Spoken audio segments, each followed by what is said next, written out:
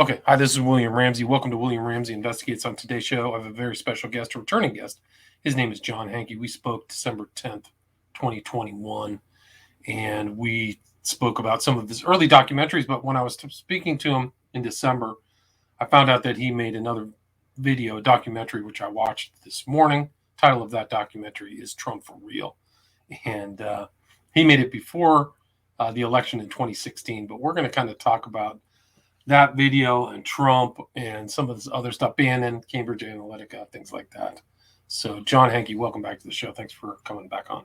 I'm delighted to be here. I appreciate the invitation. Awesome. So, for people may not have heard our last show, can you talk about some of your earlier documentaries, why you made this documentary, and then you also made the COVID Inside Job one. Maybe we can talk about that as well. Well, unlike everybody else, I think, which is that, we're all out here struggling, trying to figure it out. I was talking to my son this morning about Darwin and Freud and Marx and every other wannabe scientist trying to look at what it means to be a human being and try to figure it out. And look at history and make some sense of it, and look at human psychology and make some sense of it, and look at human origins and try to make some sense of it. So that's what I'm trying to do. And when I was 20 years old, my best friend had a bootleg copy of the Zapruder film, which is the film of Kennedy getting his brains violently blown out in the street of Dallas. And he showed that to me. And, I've always been an A student. I've always worked very, very hard. I thought that was what my job was. And I'm a dutiful guy. I wanted to make my parents happy. And, I wanted to repay them for all the wonderful things that they did for me. So, my job is to be a student. I worked very hard. And this friend of mine shows me this thing, and I'm 20. And, I had taken history very, very seriously. When I was in the 7th grade, I read The Rise and Fall of the Third Reich because I wanted to understand history. The book's a piece of garbage, but I wanted to understand history anyway. So I saw this, and I think it's fairly solid to say that since I was 20, I have been trying to fill in the obviously huge gaps in my education about how the world works and why Kennedy was assassinated and who killed him and so on. And so along the way, well, in this video that we're looking, are we all looking at the cover of this video right now? Hopefully, if you're on YouTube, is Trump for Real. It's right. Puppeteer. It shows up very readily on YouTube. If you watch it at Vimeo, they'll get you to pay $1, and I might get some of that. So I don't mind if you pay $1 to watch it on Vimeo. It seems a reasonable price. Anyhow, what I say in the video, well, should I? Yeah, please continue. Well, it's just that John Kennedy was murdered by the most powerful people on the planet. And actually, I retired 3 years ago, and I have been working harder in my retirement. I work a hardcore 6 hours a day studying documents, right? The stuff that is from the U.S. government websites to try to understand what the foreign policy of the U.S. was leading up to Kennedy's murder and what it was leading away from Kennedy's murder. And you should have me back and have me go on and on about that, because I really have stuff to say. But so here I am, like everybody else, trying to figure it out. And this guy, Donald Trump, rolls along.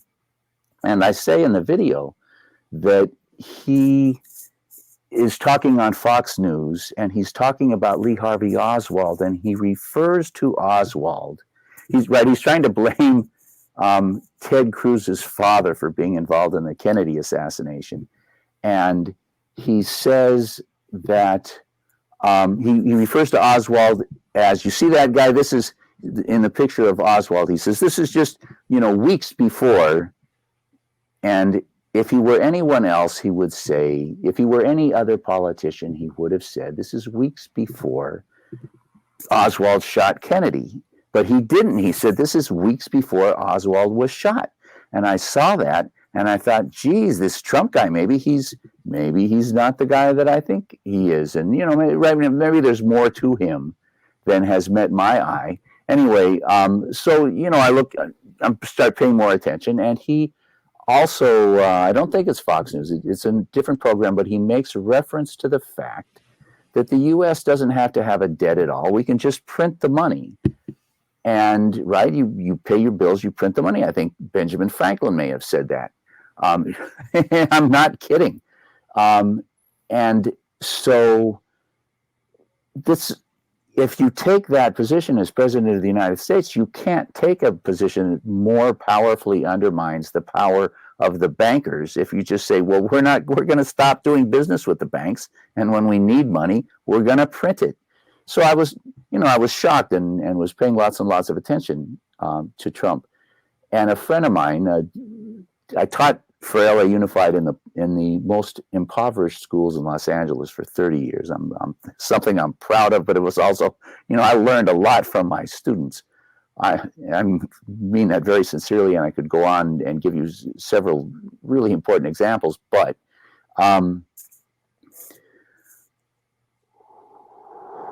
this friend of mine who's a teacher he sends me a video of Trump promoting wrestling, promoting his brand of wrestling, and he pretends to assault the owner of the other wrestler. I mean, he grabs the guy and throws him to the ground and pretends to punch him, and then they drag the guy up onto the canvas and they shave his hair off.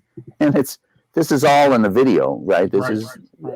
So this friend of mine is saying, no, Trump's a clown. And the really decisive piece, there's also a clip from Jesse Ventura pointing out that he and Larry King are discussing who Trump is going to pick as vice president. And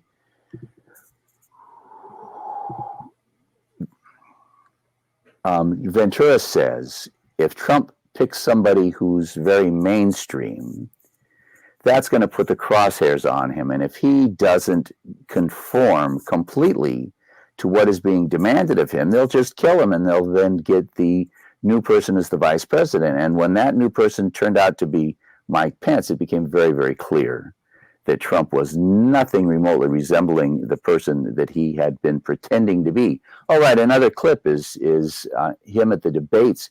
And boy, he lays into Jeb Bush like I've never heard anyone lay into any Bush, saying that they knew there were no weapons of mass destruction in Iraq, and they lied and said that there were in order to justify this war, which has been a waste of $2 trillion, excuse me. That's only off by $1 million. Anyway, and sorry, 100,000. Anyway, when he chose Pence, it showed that was all a fraud.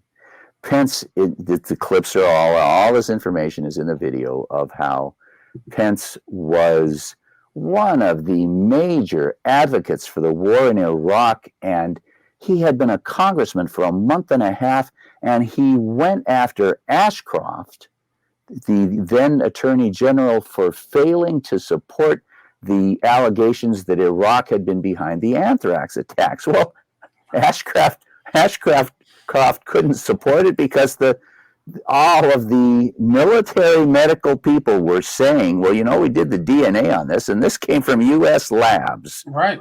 Fort Detrick, right? Right.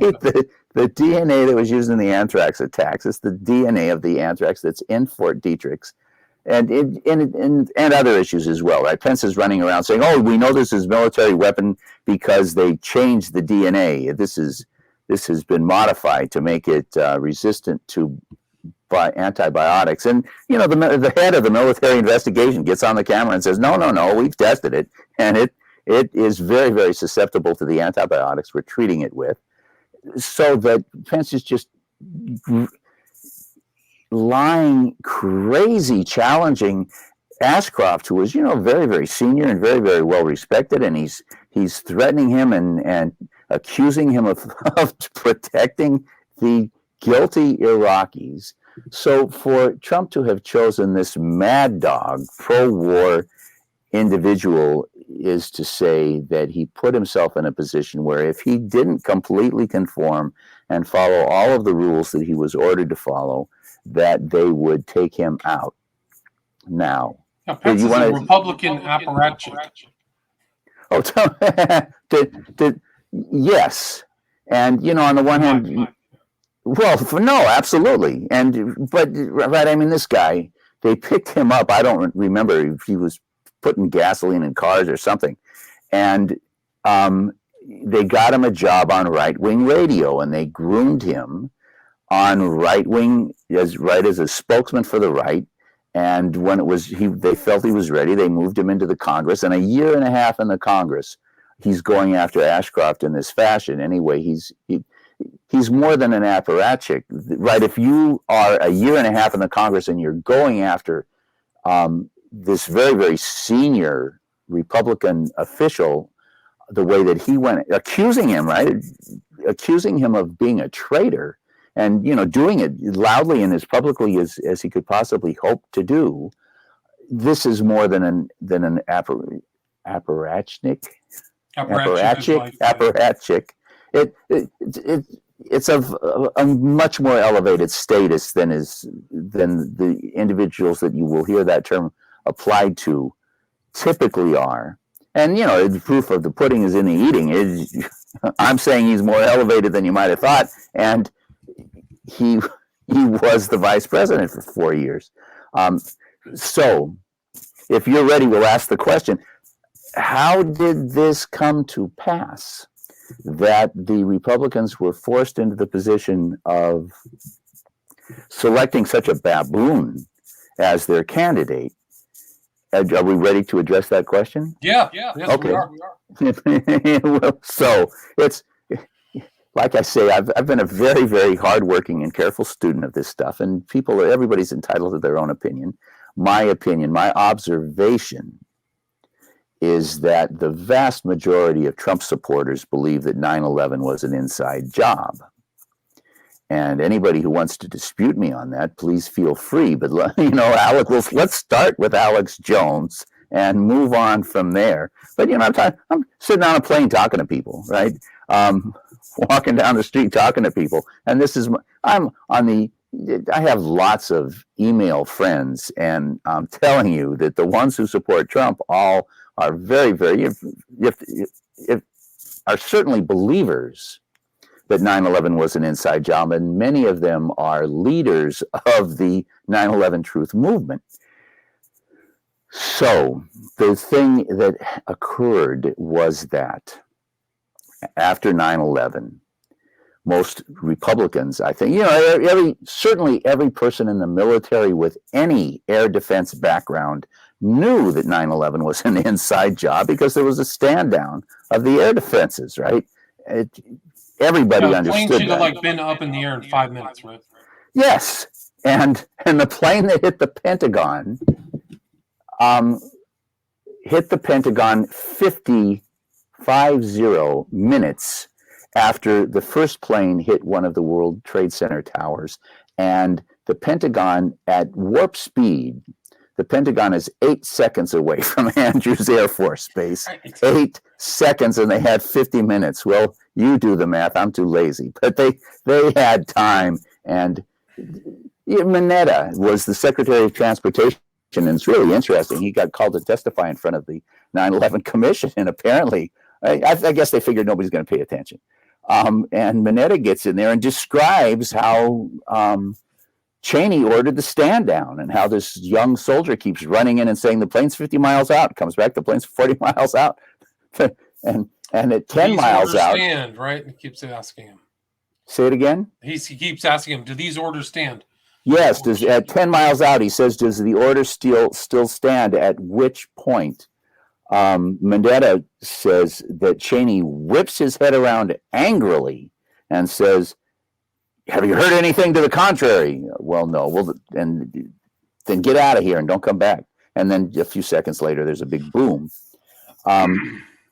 So that Jeb Bush had $20 million in the bank in his fund to become the new president, and he never pulled over 4%. And his competition, the highest, the largest bank account of any of his competitors, was $1 million, and he had 20 million, and he couldn't get more than 4%.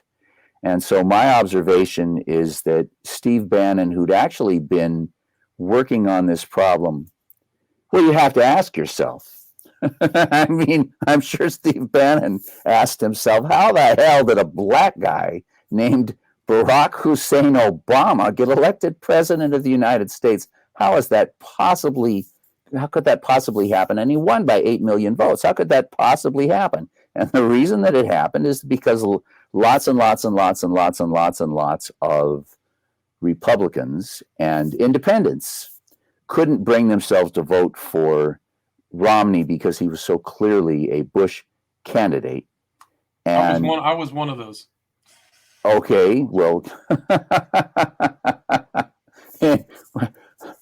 we can get into that later. But anyhow, so Steve Bannon is looking at this, and you know, the light goes on in his head. We have to have a candidate who will appear to not be connected to that. And in 2012, I can't believe this, and that it was this long ago. In 2012, Bannon contacted Cambridge Analytica, which was a military contractor working with the British and U.S. militaries on psychological warfare. And that's who he contacted. Well, that's his story. And he said to them, hey, what are we going to do? And there's this guy, Christopher Wiley. He's got pink hair. If you've seen, yeah, that's right, yeah. If you've seen video on Cambridge Analytica, he is the earliest guy who came out. Now, let me say, there is a Netflix documentary called The Great Hack, and they don't have Wiley in it. They have this other woman. And so my observation is that The Great Hack isn't terrible, and you know, it's got lots of useful information, but it's sanitized. I believe that it is sanitized, and one of the things that they keep out of it is the fact, good gravy, the New Yorker magazine. I don't know if people in your audience are familiar, but the New Yorker magazine thinks a lot of themselves. They have this, what they consider to be a sterling reputation, and they work very, very hard to try to maintain their sterling reputation. They don't print stuff typically that isn't really, really well documented. And they printed a thing on COVID that was just wild in terms of the truth telling that was involved. They had an article on the murder, on the assassination of Tupac Shakur by the powers that be, and the information in that article indicating that this was a federal operation were just stunning. But they figured nobody who reads the New Yorker is going to be going out and doing anything to take revenge for the murder of Tupac, so they could get away with printing that. They had this really excellent article on COVID that if you look at it with the least bit of an analytical eye, it makes it very, very clear, right? It's written by one of the most prestigious epidemiologists on the planet. And this guy he's posing these problems that they have not been able to solve. They haven't been able to come up with a model for COVID that comes within 3,000% of predicting the outcomes that they can document in, right? Why is it that the Western countries, that's the central question that has been bugging these guys, is why is the death toll so much, and until the last year, the death toll in Europe was way higher than it was in Africa or India. And they couldn't begin to explain it. Well, anyhow, what the point is, the New Yorker had this article on Trump in which they interviewed the friends of Steve Bannon, and all of the friends of Steve Bannon, not all, two of Steve Bannon's closest associates discussed the fact that Bannon was a huge admirer of Hitler and of Hitler's propaganda, and that Bannon's reputed best friend looked at one of the Trump documentaries that Bannon had produced and said, "You got that from Triumph of the Will." And Bannon looked at him and said, "You're the first person to notice that." Wow, yeah. Yeah, well, anyway, so in the New Yorker as well, they had articles. There was an article about probably it had to have touched on Cambridge Analytica. In fact, they had a really, I know they had a good article written by Ronan Farrow, Mia Farrow's son, about Cambridge Analytica that was really excellent. And they had one that was related to that. I believe this is a separate article that was about how the Mossad is involved in right-wing election campaigns in California.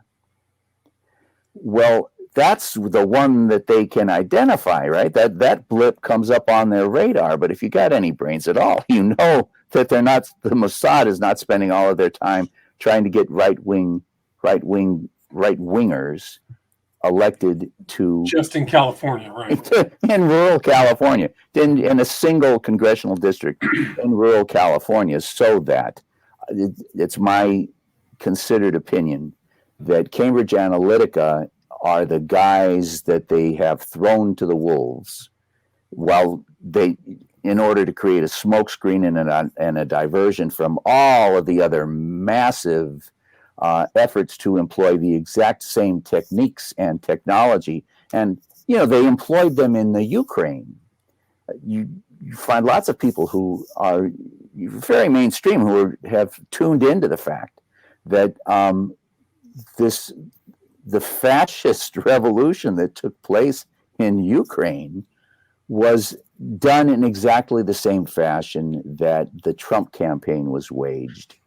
And the same thing is going on in Hungary right now. The same thing has gone on in Poland. And there's lots of very, very mainstream people who are looking at this, and it scares the hell out of them. And they think there's going to be a right-wing coup in the United States. And I want to believe that can't possibly be the case. And anyway, so one of the reasons you want to watch that video, people in the audience want to watch that video, is because it documents what I consider to be one of the most important facts of the last 100 years. In fact, no, it's 100 years since Hitler was in World War I. And you're going to see if you can find that anyway. Please do, because if you go to the library and you get out a 400-page biography of Hitler, it is going to cite a article that was written in 1942 called "I Was Hitler's Boss." It was written by this guy, Captain Mayer, who is accepted as the authority for Hitler's history from 1918 to whenever the day was that Hitler joined the Nazi Party. This guy says that on orders from the highest levels of the German military, General Ludendorff walked into his office because they didn't want any paperwork, and they were looking for a Trump figure. They were looking for a candidate who could stand up and lead a massive rally of people who would get excited and be cheering and who would be following their orders. And so they came across Hitler. Jesus. Hitler had been a communist. There was a communist revolution. You don't know this. Nobody in your audience knows. What ended World War I? Why did World War I stop when it did? Well, I'm going to tell you. You won't find it anyplace else, but you can check on it. They won't connect the dots for you, but if you look, you will find that the two dots are that there was a communist revolution in Berlin, and then there was one in Munich. And communists, this is Mr. Hankey's definition. Communists are people who think that the world should be run for the benefit of the people, of mankind, that the first priority of the business, or the first priority of the business of the government is to look out for the citizens of that government and not to look out for the moneyed elite, the moneyed aristocracy. And so that, I'm not saying, oh, he's a wild, inflammatory, horrible communist. He's a guy who looks at the way that the Germany was being run by the aristocracy for the benefit of the aristocracy and to the huge detriment of everybody else in Europe. World War One was not good for your average person in Europe, and they sent the military. They ended the war immediately. When that happened, the Allies and the Germans agreed, oh, no. There was a Russian Revolution where they deposed the aristocracy. There's a German Revolution where, in fact, they deposed the German aristocracy. The German aristocracy did not blatantly hold power ever again, except that Hitler was their boy. Hitler was the guy that they found and trained and recruited. Anyway, Mayer says that Hitler got arrested because he was a member of the communist cell that was part of the communist revolution in Munich, and they tortured him, and he ratted out all of his friends. And he was the most minor of Communist Party officers in his barracks, but he was a low-level Communist Party officer, and he ratted out all the leaders. And then he begged Captain Mayer for a job. And Captain Mayer says that Hitler didn't write Mein Kampf just the same way Trump didn't write his book. And Hitler couldn't get a job at the post office. Well, I'd like to see Trump take the post office examination. We'd find out. You can't get any of Trump's transcripts. There's a reason for that. Anyway, so yes, you're looking on the screen. You have pictures of Hitler at that time and of the excerpts from the article that was printed in the New York Times and is cited by every reputable biography of Hitler on the planet, saying that Hitler was completely a stooge. He was recruited. He was trained in racism. Mayer says that Hitler wasn't racist, and in fact, geez Louise, I live in Los Angeles, right? There are some wealthy Jewish people in Los Angeles. You may have heard that rumor, and therefore, the Holocaust Museum in Los Angeles is not only spectacular, but right across the street is a massive library. And I was chasing this stuff down, and I walked across the street, and I opened it up, and that's what the Jewish Encyclopedia says about Hitler, was that they aren't able to find anything, any expression of anti-Semitism by Hitler until he was ordered by Captain Mayer to start writing anti-Semitic letters in answer to letters that the newspaper was receiving from some soldier, and Hitler would be commissioned to write the letter responding and saying how the Jews are the cause of all the problems. The point is, the anti-Semitism that Hitler took up had been imposed upon him by German army intelligence. And I'm not defending Hitler. I'm not saying Hitler was a good guy. He was not. They told him to do it and he did it. Well, I'm sorry, but just following orders, that's not one of the excuses that I accept from mass murderers. Anyway, so Steve Bannon is studying this, and he contacts Cambridge Analytica, and he says, they wrote Hitler's speeches for him in which he talked about jobs, right? They wrote Hitler's speeches for him in which he talked about how the bankers, Mayer says that his commander, Ludendorff, was meeting with the top bankers on a weekly basis. Oh my goodness. At the Four Seasons Hotel in Munich. The Four Seasons Hotel in Munich. That's where the Holocaust was run from.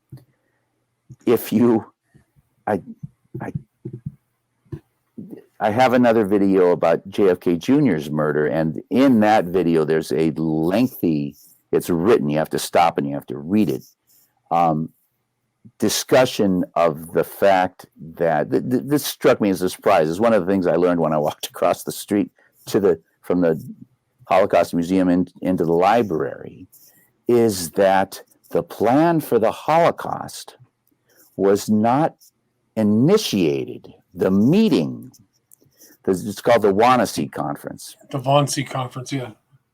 Do you know when that took place? It was 41. I think it was 41. It was scheduled to take place on the day that the Pearl Harbor attack took place. And they canceled the meeting because of the Pearl Harbor attack, and they came back a month later. Now, Germany declared war on the U.S. because you can't declare war on us, we're going to beat you to the punch. And then the U.S. declared war on Germany. The Germans had already lost the war against the Russians. The Russians were advancing as fast as they could walk when the Wannsee Conference took place, and the Americans were threatening to open up a second front. The war was, for all practical purposes, over. And these guys decide that they are going to sap resources from the war effort that they are losing in order to exterminate 9-year-old Jewish kids, to chase them. I spoke to a guy who was 9 years old and was chased all over Europe. He had to keep moving because the SS were after him. And he said to me that he had often wondered how the hell, it was a question. I'm sharing my questions with him. And he said, yes, he'd had the same question of how it is that the Germans, when they're fighting this war that's not going well for them, could divert so many resources to chasing this 9-year-old kid all over the place. That, Jesus, if you watch Schindler's List, they were killing Jewish people who were working in their factories producing war material. They diverted trains. The guys on the Russian front are freezing, and they diverted trains that were supposed to be supplying them, with blankets and winter clothes. How is that possible? The point is, let me rephrase that question. Who did the Holocaust benefit? Well, it didn't benefit the German people, and it didn't benefit the German soldiers. Who did it benefit? It benefited the bankers, because those 6 million Jews all had money in the banks. And if you kill not only the adults, but all of the children, there's nobody to collect the deposits. And this is documented that these guys, and the Rothschild banks are included in that, right? In the horror stories told by survivors, where they went in with the bank book to the bank and told them that this is my father's bank book, and the banks demanded to see a death certificate from the Nazis from Auschwitz before they would hand over the savings that were reflected in this book. And these are stories that are told not just in Aryan banks, but also in the Rothschild banks. In fact, I got the book on my shelf written by a guy he's not anti-Rothschild. He's a serious historian. That's his thing. He doesn't have an axe to grind. And he says that the Rothschild banks were reputedly the worst in the way that they treated people and drove them out the doors, yelling at them not to come back. So this is the guy that this is the process that Bannon is studying. And he goes to these military contractors, the psychological warfare contractors, Cambridge Analytica, who I'm telling you, I believe are the tip of the iceberg, that hide the involvement of the Mossad and who knows how many other ultra right-wing organizations in promoting this cause. And they give them a list. And this guy, the pink-haired guy, Chris Wiley, talks about how, Bannon came to us in 2012 and said, we want to get our candidate elected. And they said, well, so they did, right? They used Facebook. Right. Facebook sent an army of people to the Trump campaign headquarters to help them create this psychological war upon every person who, Cambridge Analytica developed these profiles using Facebook of people who were going to be susceptible and what they were going to be susceptible to. And they said, build a wall, deep state, infrastructure, and racism against Muslims. And then they created the propaganda, and they used Facebook to target it, and they managed to mobilize all of these people to believe that Trump was a sincere and righteous human being, and that he was different from the guys who did 9/11, and he was independent, and boy, he was going to do this. So we got 10 minutes. I think I'm done. Yeah. We got 10 minutes more. I mean, but they also played him off of Hillary and all the other stuff. Like, he was the good guy, she was corrupt. And I mean, do you Ah. know if the right and Bannon have anything to do with QAnon? Oh, you're kidding me, right? I mean, You, aren't they the ones running? I don't know if that's been proved well, or not. take well, of course it has been proved. It's the deepest, darkest secret. I mean, who killed John Kennedy? Do you know the answer to that question? It's the The deepest. right, the rich right. It's the yeah, but who? It's the deepest, darkest secret. And I've spent the last 50 years, and I have the answer, by the way. So you guys all want to watch my next video, and you have to have me on to announce it. Yeah, you have to. Yeah. I've got almost 30 minutes of it done. I'll be done in a month. Oh, great. Anyway, Congrats. anyway, of course, take off the Q and stick on a B and tell me what you get. Banana, Bannon. Bannon. You think that's a joke? That's not. These guys do this kind of crap. Daniel Ellsberg. You heard of Daniel Ellsberg? Of course. Yeah. Daniel Ellsberg is the deepest, darkest operative. He was involved in everything. He was working for the guys who did the Tonkin Gulf incident. He was there on the decks when they were torturing people. Oh my God. The mastermind of the Kennedy assassination is Ed Lansdale. Ed Lansdale was a CIA general, and Colonel Fletcher Prouty and General Harkins. No, it's not Harkins. Krupchek, I want to say. That Krulak.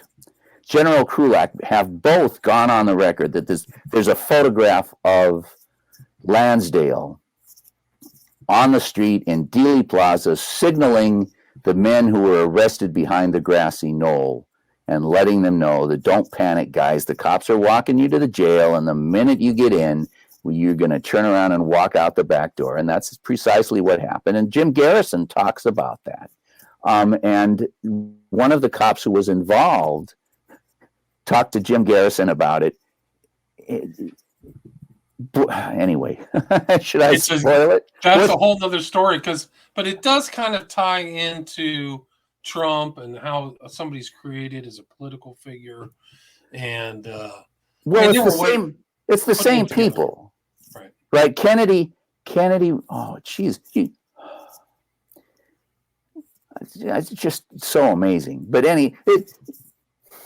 J. Edgar Hoover wrote a memo in which 4 days after the assassination, in which he names Mr. George Bush of the CIA, right? That's the centerpiece of my first video on the Kennedy assassination, Dark Legacy, is this memo written by J. Edgar Hoover. The title of the memo is Assassination of John Kennedy. He says, we've been investigating these guys that I'm learning everybody in the know, all the higher echelons in Washington understood that it was the Operation Mongoose guys who had murdered John Kennedy. They were on the street. Well, they were on the street, but so were the highest ranking members of Operation Mongoose.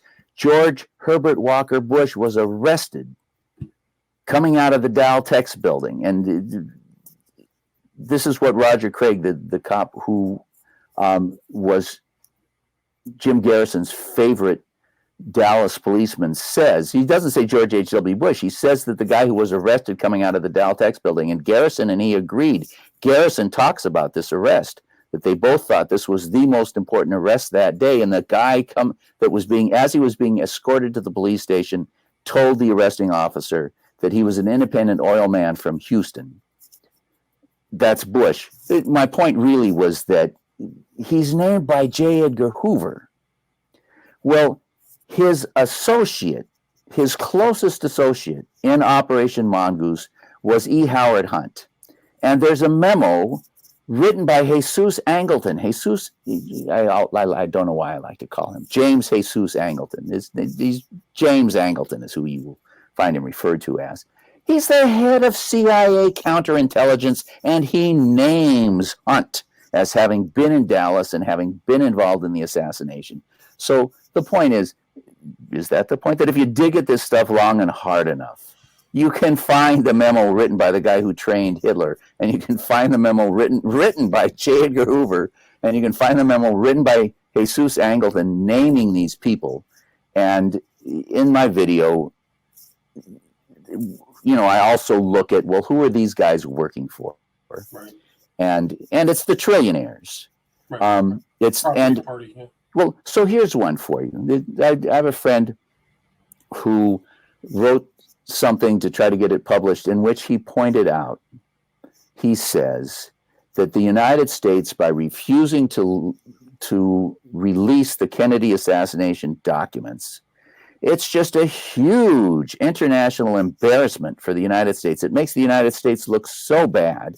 Everybody who's got 2 cents worth of brains looks at that and says, well, damn, the truth must, given how terrible it looks that they are refusing 58 years later to release the documents, given how terrible that makes them look, the truth must be much more terrible than anything that we can imagine, because we are being spurred to imagine the most terrible thing that we can.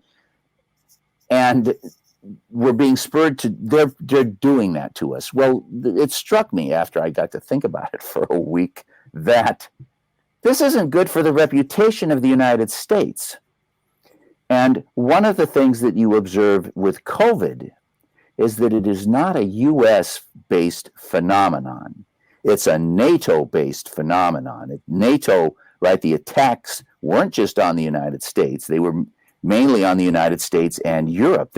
It's my observation that they wanted to kill off the retirees. I don't know if you ever noticed how much the Republicans hate paying out Social Security to retirees and paying out Medicare to retirees. I read Jeb Bush said that he wanted to cut it. He wanted to make cuts. It's one of the reasons he could never pull over 4%, but it's been there, the gravel choking them, right, stuck in their craw since Roosevelt passed it in what I don't know, the 1930 something. Anyway, but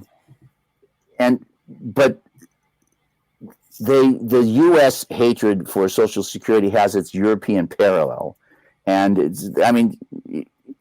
when you see a dead guy lying on the ground and a guy with a smoking gun, well, why did he kill him? Well, you can only speculate unless the guy tells you, and they're not going to tell us why they did COVID.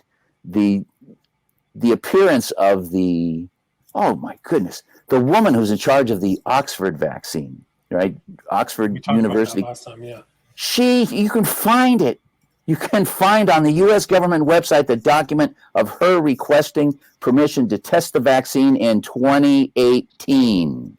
She says that the vaccine that they're using, she says she had in 2018. She got it from the Rocky Mountains Labs, the U.S. military biowarfare center at the Rocky Mountain Labs, although the Chinese say that the U.S. has hundreds of covert bioweapons labs, and I'm very much inclined to say that's probably a pretty good estimate. It's not right. You don't have a bioweapons lab and broadcast it. Dietrich has been there for a while, and that's their smokescreen. 2 minutes, I'm done. Smokescreen for the thing. 2 minutes, we're done. I mean, there's a lot of evidence that shows this whole thing was pre-planned. The pandemic was actually pre-planned. They knew. Well, I don't buy that. I don't buy that as the evidence. Okay. Well, I would say that there's actually a very good book about a guy. I got to find the title for it, but he's put it together. He was a legit researcher. Except I read the epidemiologist, and the epidemiologists, ever since Ebola, at least since Ebola, have been screaming, you have to be prepared.